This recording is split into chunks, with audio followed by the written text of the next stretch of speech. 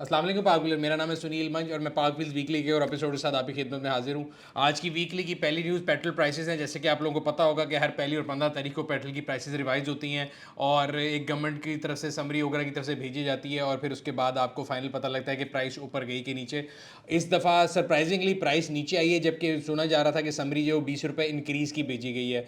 और to everybody surprise and mine also, petrol की price 3 रुपये जो है वो नीचे चली गई है, जबकि डीजल की प्राइस 8 रुपये 95 पैसे तकरीबन ऊपर गई है। अगर आप अपनी गाड़ी बेचना चाहते हैं तो पार्क व्हील्स पर अभी ऐड लगाएं।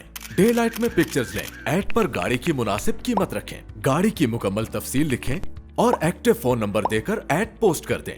क्विक ऑफर के लिए अपना ऐड फीचर करवाएं और 40 लाख जेन्युइन खरीदारों तक रसाई हासिल करें।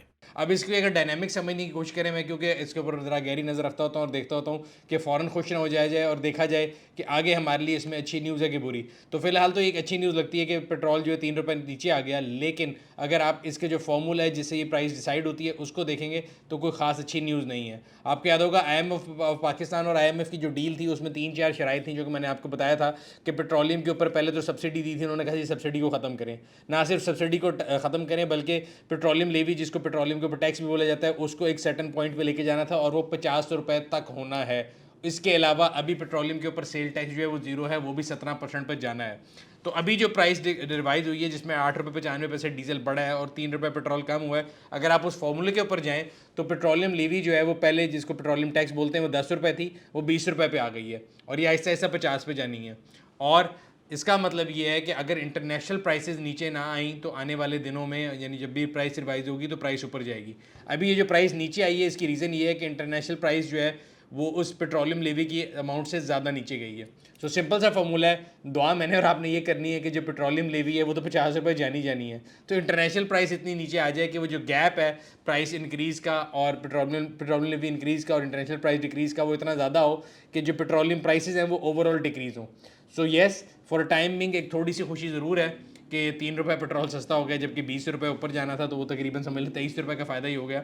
लेकिन दुआ मैंने और आपने ये करनी है कि पेट्रोलियम लेवी वो तो ऊपर जाना ही जाना है, IMF से डील की है गवर्नमेंट ने और 17% सेल टैक्स भी करना है। तो हमने ये दुआ ये करनी है कि ग्लोबल प्राइस जो है, जो कि पेट्रोलियम की प्राइस आती है डॉलर्स के अंदर, जो उसकी पर बैरल की प्राइस है वो इतनी नीचे आए कि मेरे और आपके लिए जो पेट्रोलियम की प्राइस पर लीटर पाकिस्तान में कन्वर्ट हो वो ऊपर जाने के बजाय नीचे आ जाए। बट फिलहाल ये एक ऐसी न्यूज़ थी जो मैंने आपसे ज़रूर शेयर करना चाहिए। बाकी अगर बात करते हैं ऑटो इंडस्ट्री ओवरऑल की, सो मैं आगे देख रहा हूँ 6-7 टॉपिक जो हैं वो डिफरेंट कंपनीज़ की प्राइस को इंक्रीज़ को लेके हैं, जिनके अंदर Suzuki, Honda, Toyota, Proton, Haval, United, उसके अलावा आपके रोड प्राइस, तमाम गाड़ियों की प्राइसेस इंक्रीज़ हुई हैं पिछले एक हफ़्ते में। और उससे पहले भी जो है काफ़ी गाड़ियों की प्राइसेस इंक्रीज़ हो रही थी, लेकिन मैंने आपको पिछले 2-3 अगर आप उठा के देख लें, पिछले महीने 2 पहले आप लोगों को बताया था कि ये होने जा रहा है। इसको बोलते हैं राइटिंग ऑन द वॉल, कि आपको दीवार पे लिखा नज़र आ रहा होता है कि क्या होने लगा है। तो वो मैंने आप लोगों को पहले भी बताया था और उसकी रीज़न अगेन, हमेशा मैं देखता रहता हूँ सोशल मीडिया पे भी, आप लोगों से भी मुलाकात होती रहती है, लोगों की फीडबैक भी लेते रहते हैं और बहुत से लोगों का जो एंगर है वो भी होता है कि यार ये लोगों ने प्राइसेस क्यों बढ़ाई हैं और ये ज़्यादती कर रहे हैं। ख़ास तौर पे मुझे याद है पिछले हफ्ते मुझे काफ़ी लोगों ने पिछले से पिछले हफ्ते अप्रोच किया कि जी होंडाई ने जो प्राइसेस बढ़ाई हैं वो अनजस्ट हैं, जबकि किया वालों ने जो है वो एक सर्टन टाइम फ्रेम रखा है जिसके बाद वो प्राइसेस बढ़ा रहे हैं। For the longest time Pakistan auto industry के अंदर ये एक अनसेड रूल था कि अगर आपने पूरी पेमेंट कर दी है तो आपकी प्राइस लॉक हो जाएगी। ये एक अनसेड रूल था, कहीं लिखा हुआ नहीं था। लेकिन टाइम हर वक्त एक जैसा नहीं रहता, हालात एक जैसे नहीं रहते। अब पाकिस्तान की ऑटो इंडस्ट्री जिस हालात में आ चुकी है तो बहुत सी कंपनियों ने, जिसमें टोयोटा भी शामिल है, होंडा भी शामिल है, और मतलब सब कंपनियों ने प्राइस बढ़ा दी है। किसी ने कहा था जी आप फुल पेमेंट कर देंगे तो प्राइस लॉक हो जाएगा, किसी डीलर ने किसी कस्टमर को कहा हुआ था। और जब आप लोगों को ये पता लगता है कि प्राइस इंक्रीज़ हो गई है और कंपनियाँ आपसे प्राइस इंक्रीज़ मांग रही हैं, तो लोग ये एक्सपेक्ट करते हैं कि जी मैं आऊँ और हर कंपनी को, मतलब ना सिर्फ बुरा भला कहूँ बल्कि तकरीबन लोग ये कहते हैं कि जी आप उनको गालियाँ बकें। देखिए, मेरा काम गालियाँ बकना नहीं है, मेरा काम किसी को बुरा भला बिला वजह कहना नहीं है। मैं हमेशा जो है ना सच्चाई के साथ खड़ा होता हूँ और हमेशा कोशिश करता हूँ कि कंज्यूमर की आवाज़ जो है जो कंपनीज तक और कंपनीज का जो पॉइंट ऑफ व्यू वो आप तक पहुँचाऊँ। इस सिलसिले में मैंने काफ़ी रिसर्च की और मैं काफ़ी ज़्यादा इस बारे में रीड भी करता रहता हूँ और पॉलिसीज़ को भी देखता रहता हूँ और क्या हो रहा है, डॉलर कहाँ जा रहा है, कंपनीज के साथ क्या हो रहा है, सब कुछ देखता रहता हूँ। तो मैं बड़ा क्लियरली बता दूँ, कई लोग कहते हैं कि जी आपने टोयोटा की प्राइस इंक्रीज़ नहीं बताई, होंडा की बता दी, तो आप पार्क व्हील्स ब्लॉग को रेगुलरली पढ़ें। ये ऐसी कोई चीज़ नहीं जो मैं खुद छुपा सकता हूँ। बल्कि मैं खुद इनका इफेक्ट ही हूँ। मैंने आपको बताया था, मैंने टोयोटा फॉर्च्यूनर भी बुक कराया था और होंडा एलेंट्रा भी कराई हुई थी, और दोनों के केस में मुझे प्राइस लॉक का कह के मेरे से पैसे लिए गए थे और पूरी पेमेंट ली गई थी। लेकिन अब जो है ना तो अभी तक गाड़ी मिली है, और बीच में 3 दफ़ा मेरा ख्याल है प्राइस के इंक्रीज़ दे चुका हूँ, 2 दफ़ा टैक्स का CVT विद होल्डिंग दे चुका हूँ, और अभी तक गाड़ी नहीं मिली। अब सूरत हाल है क्या, ये मैं आप लोगों को बड़ा क्लियर बताता चलूँ कि इसका क्या मतलब मुहर्रकात क्या हैं और क्या होने वाला है और क्या होगा। सबसे पहली चीज़ तो ये कि डॉलर की जो फ्री फ्लाइट है, जो कि हमारे मुल्क में मतलब कंट्रोल से बाहर था, 200 रुपये से लेके पिछले एक हफ्ते में 250 तक डॉलर गया ओपन मार्केट में, और उसकी ओरिजिनल वजह जो है वो कम होती है और स्पेकुलेशन ज़्यादा होती है। स्पेकुलेशन उर्दू में बोल सकते हैं आप इसको कि सट्टेबाजी है बेसिकली।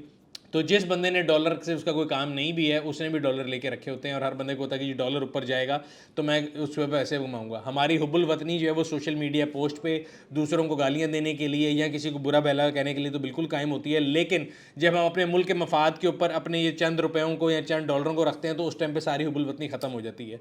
सो जिसकी वजह से ये स्पेकुलेटिव रीज़न होती है, सट्टा होता है मार्केट में और डॉलर ऊपर जाना शुरू करता है। वही हुआ, एक हफ्ता डॉलर बहुत ऊपर गया, लेकिन मेरे ख्याल से जो डॉलर का ओरिजिनल रेट है वो 205 210 के करीब है, और पिछले 1-2 दिन से डॉलर अब ऐसी फ्लाइट जिस तरह ऊपर गया था उसी तरह नीचे आ रहा है, और मेरे ख्याल से बहुत अच्छी चीज़ है। और वो तमाम लोग जिन्होंने शॉर्ट टर्म गेन के लिए मुल्क के मफाद को और तमाम आवाम के मफाद को जो है ना बलाए ताक ला के डॉलर ख़रीदा, उनके साथ बहुत अच्छी हो रही है और मज़ीद अच्छी होनी चाहिए। और मेरे ख्याल से डॉलर जो है वो अपनी प्राइस डिक्रीज़ करके बाकी ओरिजिनल वैल्यू पे आएगा। यस, मेरा रोल कहाँ पे है कि अगर प्राइस डिक्रीज़ हो जाए डॉलर की और वापस अपने मुस्तहकम लेवल पे आ जाए, और फिर ये कंपनियां प्राइस डिक्रीज़ ना करें और मैं आपके साथ खड़े होकर ये ना बोलूँ कि ये गलत कर रहे हैं, तो फिर मैं आपके लिए जो है आपकी जिसे कहते हैं बैशिंग का भी हकदार हूँगा, आप लोगों की गालियों का भी हकदार हूँगा, या आप बुरा बुला भी कहते हैं। लेकिन अभी अगर हम देखा जाए तो लेट्स कॉल अ स्पेड। किसी भी एक कंपनी का ये एक जो है ना सिंगल ऑन वो रूल नहीं है या सिंगल ऑन पोजीशन नहीं है। इस टाइम पे जो डॉलर के साथ हो रहा था या जो मुल्क के साथ हो रहा है कि LC'याँ नहीं खोलनी दी जा रही हैं, तमाम कंपनियों के साथ है।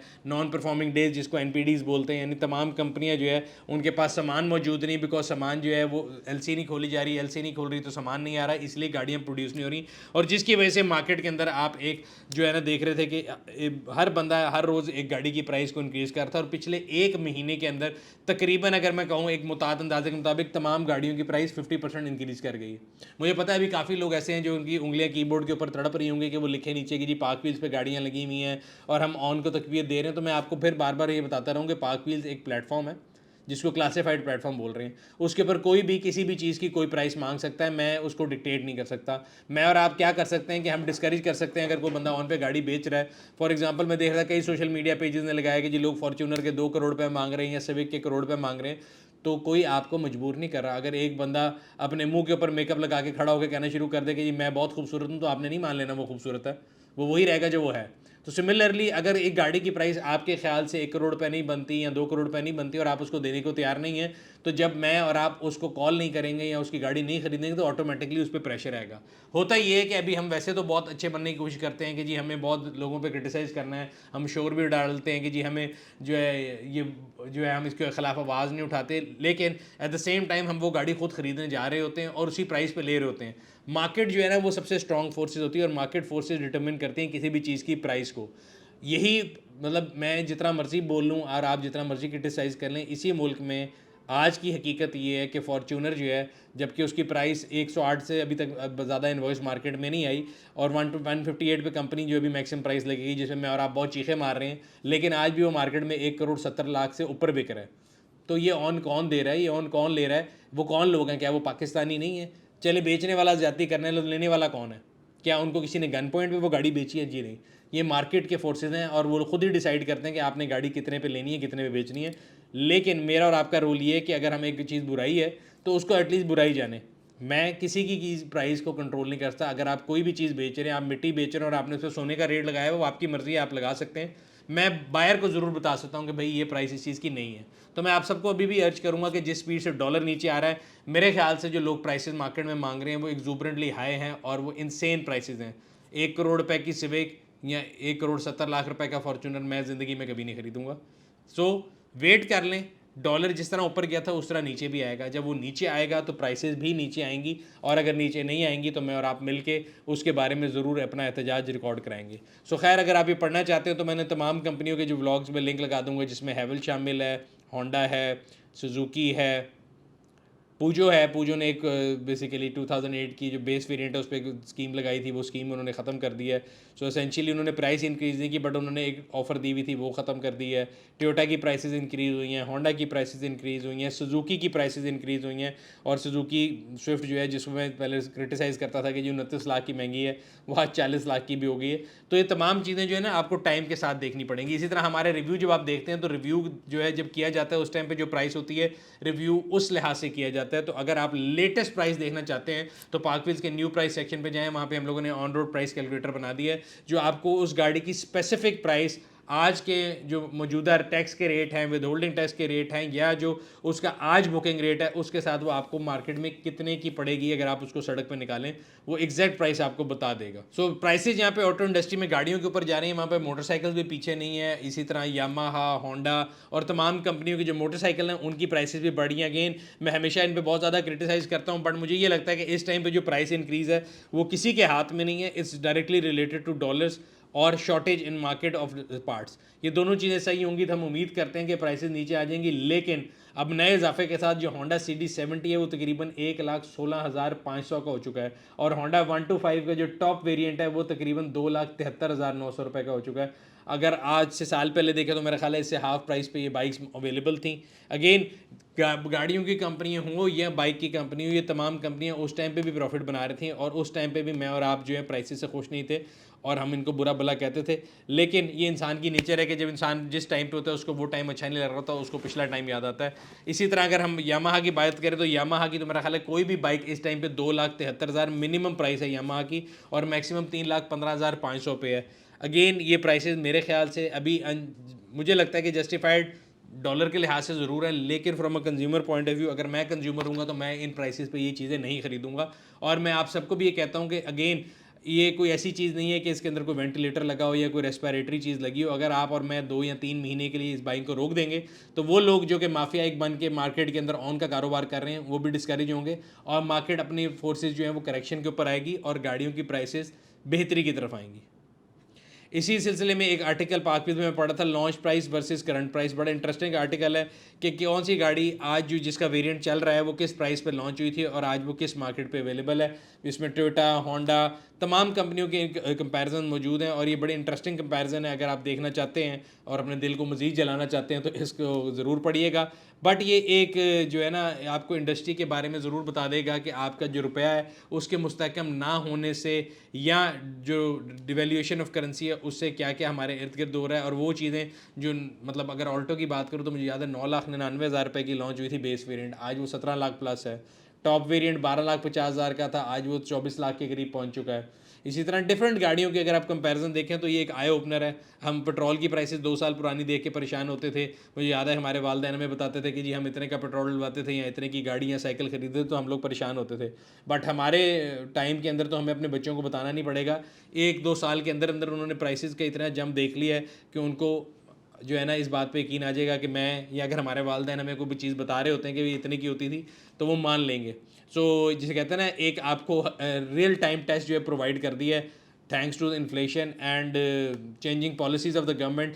तो नीड ऑफ आवर मेरे ख्याल से गवर्नमेंट के लिहाज से ही कि गवर्नमेंट अपनी पॉलिसीज़ को कंसिस्टेंट रखे। अगर एक कार बनाने वाला इदारा एक लीगल इंपोर्ट कर रहा है और उसके पार्ट्स क्लियर नहीं हो रहे 3 महीने तक, तो मेरे ख्याल से ये बहुत बड़ा आई ओपनर है।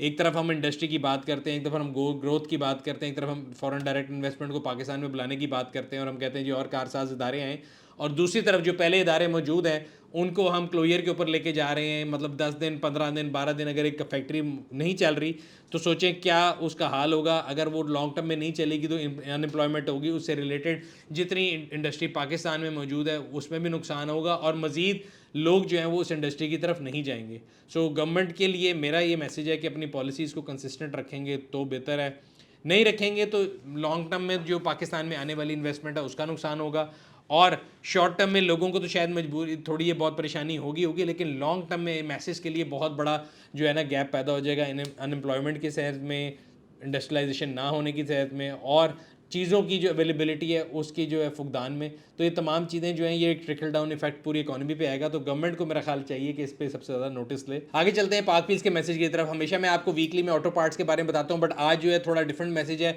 अगस्त का महीना है, आप सबको पता है कि पाकिस्तान का यौम आज़ादी 14 अगस्त होता है और ये 75वां यौम आज़ादी है, जिसके अंदर काफ़ी ज़्यादा हम देखते हैं कि लोगों का जोशो खरोश है और सबको बहुत ज़्यादा खुशी भी होती है। यस, हमें वो जोशो खरोश ज़रूर अपने साथ रखना है, आज़ादी की खुशियाँ भी मनानी है, बट कोशिश करें कि हम मुहर्रम के महीने का एहतराम जो है उसको भी मलूज़ खातिर रखें, बिकॉज अहले बैत की जो मोहब्बत है वो मेरे और आपके ईमान का हिस्सा है। और कोई भी मुसलमान जो है वो 9वीं 10वीं मुहर्रम का जो है ना, ये नहीं चाहेगा कि उसका जो तकद्दुस है वो उसको पामाल किया जाए।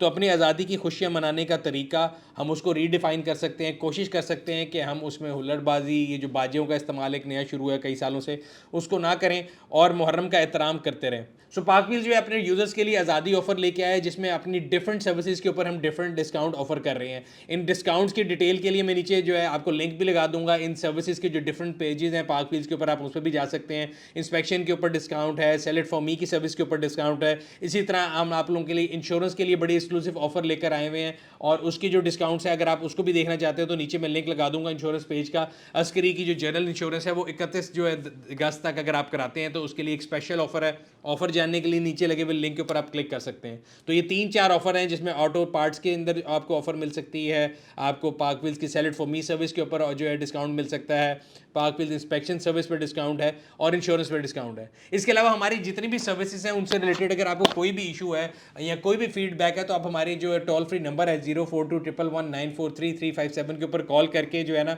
बता सकते हैं। कई लोग मुझे सोशल मीडिया के कई पेजेस के ऊपर टैग कर रहे होते हैं, मैं इंडिविजुअली हर मैसेज के ऊपर ना जाके रिप्लाई कर सकता हूं और ना ही मेरे ख्याल से सोशल मीडिया एक ऐसी चीज़ है जहां पे जाके आप जो है उसके ऊपर डिस्कशन करके कोई पॉजिटिव रिजल्ट हासिल कर सकते हैं। अगर आपको हमारी किसी सर्विस से एतराज़ है, मैं ये बात हमेशा कहता हूं कि कोई भी सर्विस जो है वो 100% परफेक्ट नहीं होती। अगर हमारे ऑटो पार्ट्स की डिलीवरी में कोई इशू है, हमारी इंस्पेक्शन सर्विस से आपको कोई इशू है, तो उसके लिए रेलिवेंट जो प्रोडक्ट के पेजेस हैं उसके ऊपर नंबर भी दिए गए हैं। उसके अलावा हमारा जो यूनिवर्सल नंबर है 042111943357, उसके ऊपर आप कॉल करके अपनी कंप्लेंट जो है वो रिकॉर्ड करा सकते हैं। यस, कंप्लेंट को जो है एड्रेस करने में टाइम ज़रूर लग सकता है, जिस तरह कहते हैं देर है अंधेर नहीं है, लेकिन अगर आप उसके ऊपर वेट करेंगे तो मेरा ख्याल है आपको एक पॉजिटिवली फीडबैक मिल जाएगी। इसके अलावा सोशल मीडिया पेजेस के ऊपर अगर आप मुझे टैग करेंगे और कोई एक शख्स है उसने एक गाड़ी की कोई चीज़ ली और वो 4 महीने बाद ख़राब होगी, तो this is not much I can do about it, but उसको करने का एक प्रॉपर तरीका ये है कि आप कंप्लेंट पेज पे जाएं और पाक व्हील्स का जो नंबर है उस पर कॉल करके अपनी कंप्लेंट रजिस्टर कराएं।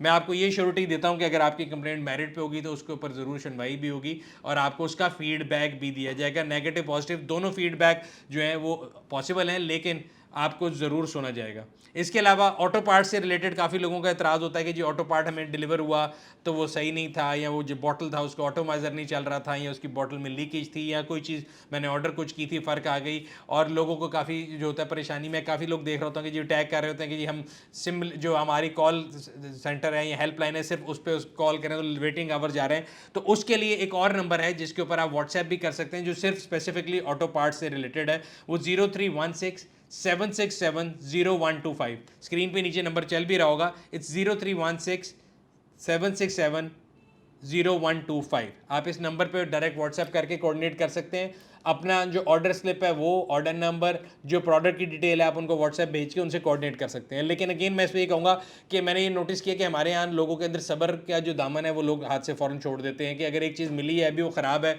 आप किसी को कॉल कर रहे हैं, किसी को मैसेज कर रहे हैं, तो कोई छुट्टी का टाइम भी हो सकता है, कोई ऑफ आवर्स भी हो सकते हैं, 24 घंटे कोई बंदा आपको रिप्लाई नहीं कर सकता। बट आई एश्योर यू कि आपको विद इन 24 आवर्स या एक वर्किंग डे के अंदर ज़रूर कॉल आ जाएगी। अगेन रिपीट, वर्किंग डे के अंदर। सो कोशिश करें कि अगर आपको कोई भी इशू है, अगेन मैं ये नहीं कहता कि हमारी सारी सर्विसेज बिल्कुल परफेक्ट है, हम भी कोशिश करते हैं कि आप लोगों की फीडबैक को लेकर अपनी सर्विसेज को पहले से बेहतर बनाएं।